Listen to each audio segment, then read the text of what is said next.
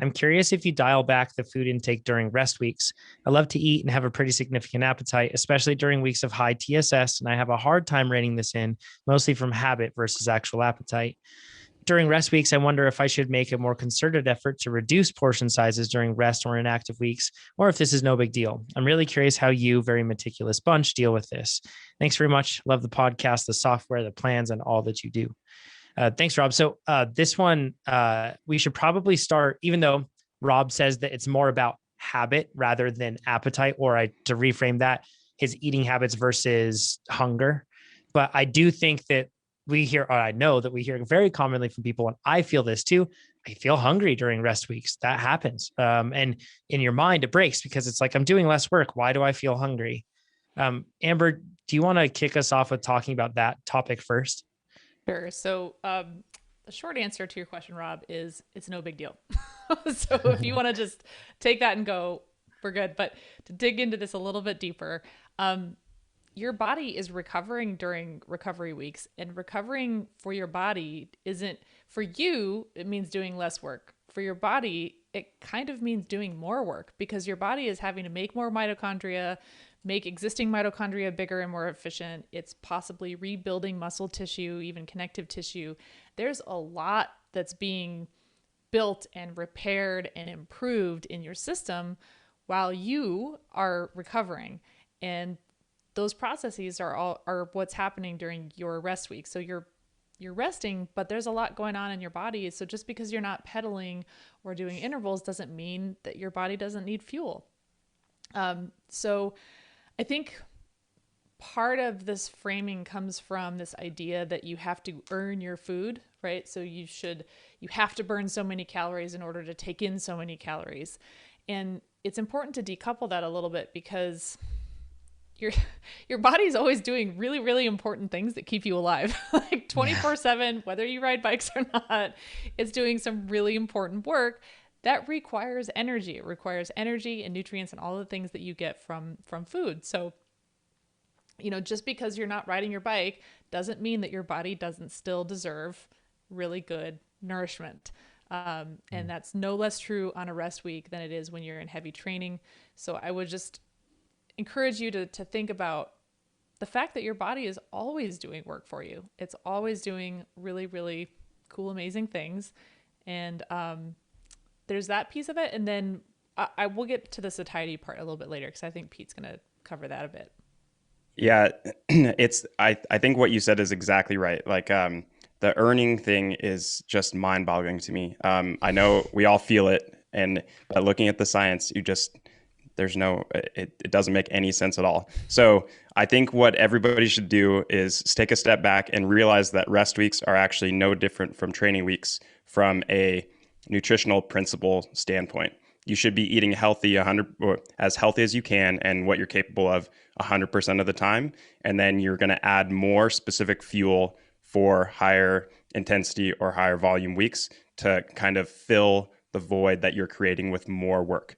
So your food is actually going to be kind of your staples are going to be much more similar across the board. And then you're going to add more fuel specific types of food for the high volume training weeks. And then you will lessen those during rest weeks, but you will not take them away because your body, just like Amber said, is still recovering. It's still growing. It's still changing 100% of the time. And it's not like it's a light switch where you stopped your ride on Sunday at 4 p.m. and boom, your body's it doesn't need any more food. It's perfect. I can not eat this whole rest week and I will be terrible. skinnier and faster afterwards.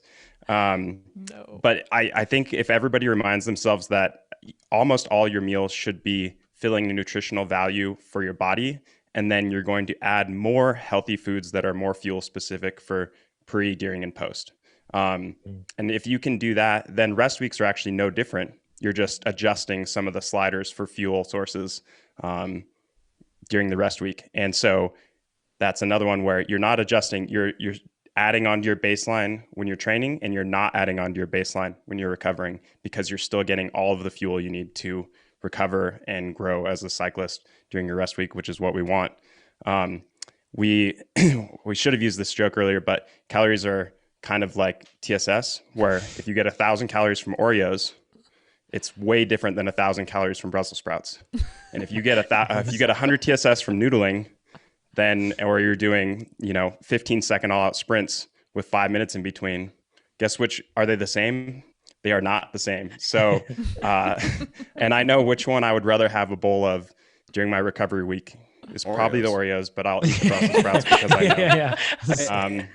In terms of calories, they are the same, but in terms of health and your performance and how you're going to feel, it's going to be very different. Make sure that's clear. Yeah. So but the interesting part about that is that it's tempting to just look at things in terms of calories and that's it. Right. Mm-hmm. So it's kind of like, well, shoot, I can just fuel everything with Oreos. And not to say that, you can't have those sort of things as well. That's important to keep in mind. Once again, that a balanced diet sees you eating a variety of things and not being so prohibitive with yourself as well.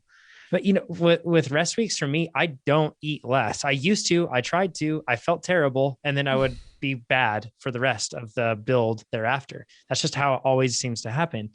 So what I do is I double down on nutrient value during my recovery weeks. So like Pete said, I have my staples. And then when I'm training, I add more carb dense foods, right? So that's when I add in more brown rice. That's when I add in more pasta. That's when I add in more sweet potatoes than I would normally eat, something like that.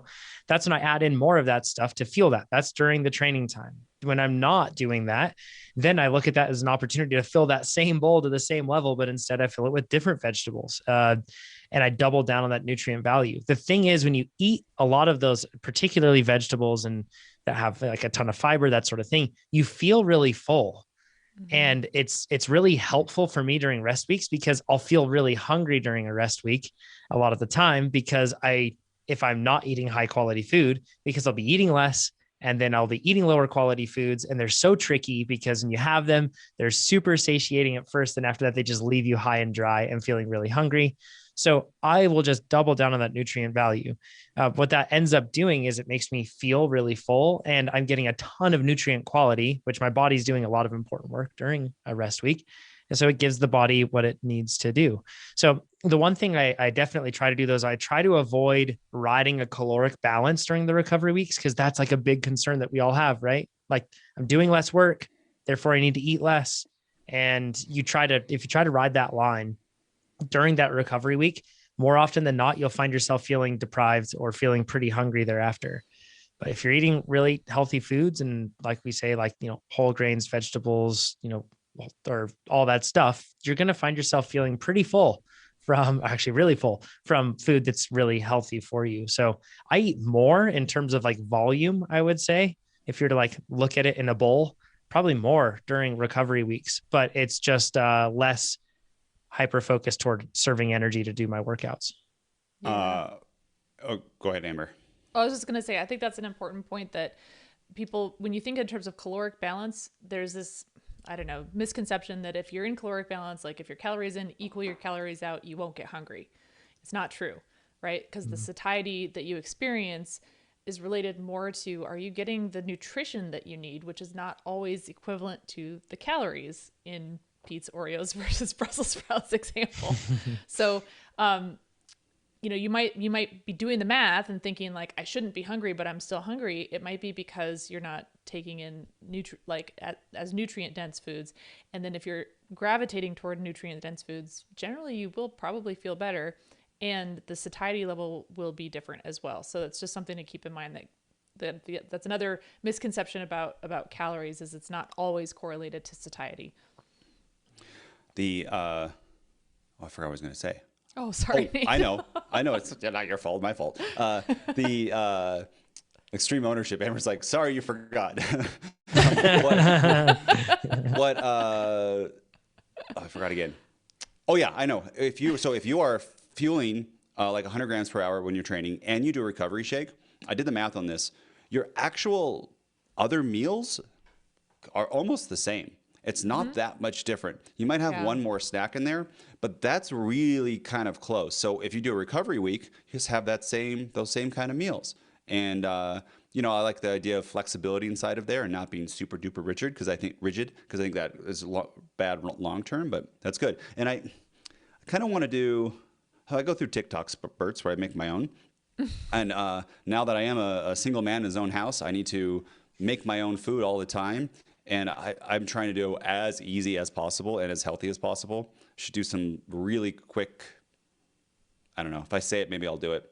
Really quick, low value, low thing, like little videos about making something super duper duper fast. High value, low stress. Not Right? low value. Yeah. Just like, it's ridiculous. Everyone will be like, of course people do that, but I do it almost like really simple things. Yeah, Maybe I'll try doing one of those this weekend. Maybe. Honestly, maybe not. I get like those salad bags, and they just come with a ton of greens and vegetables and carrots and cabbage and seeds and stuff like that. And as well, I usually throw out the dressing that they come with because it isn't very good. So I'll throw that stuff away, but then I'll put that into a wok and I'll saute it up. And that is a fantastic thing to be able to have stuff. It's too much work. I did not hear air fryer in that sentence. Oh, get out of here with your air fryer superiority. It's not superiority. It's just... It's just superior. Yeah. But that I like that. It makes it really easy. So then I don't have to chop up all the vegetables. Some of them are already chopped up. But yeah, there's a ton of great things, and cooking with Pete, I think, is going to cover all of it when we get this going. So is that ever going to happen? It's going to happen. So okay. It's going to happen. But yeah, so I think that this is a common question a lot of people have about rest weeks and that sort of thing. And once again, just to double down on what Pete said, you should adhere to healthy nutritional principles of nourishment 100% of the time. You shouldn't turn them off and on. Follow those throughout, and then make sure that you're giving your body the proper nourishment it needs when it's training as well as when it's recovering. The worst case, you start your next block, you're low on glycogen, you're not recovered. This is the recipe for burnout. Like we've heard other people on the podcast, maybe not Reds, but maybe on the road to it. And Red S, I always call it Red. Anyways, that's a very, very bad situation. And you're not going to then get the fitness that you want from that. And you'll probably end up actually not being the way your performance. I mean, I just said that. Yeah. Okay. Yep. That is it. If you like this video, make sure you give us a thumbs up. If you didn't like this video, you can give it a thumbs down, but let us know what you would have done differently in the comments below. If you want to see more of these videos, make sure you subscribe to our YouTube channel. And if you want to become a faster cyclist, check out TrainerRoad.com. Do it.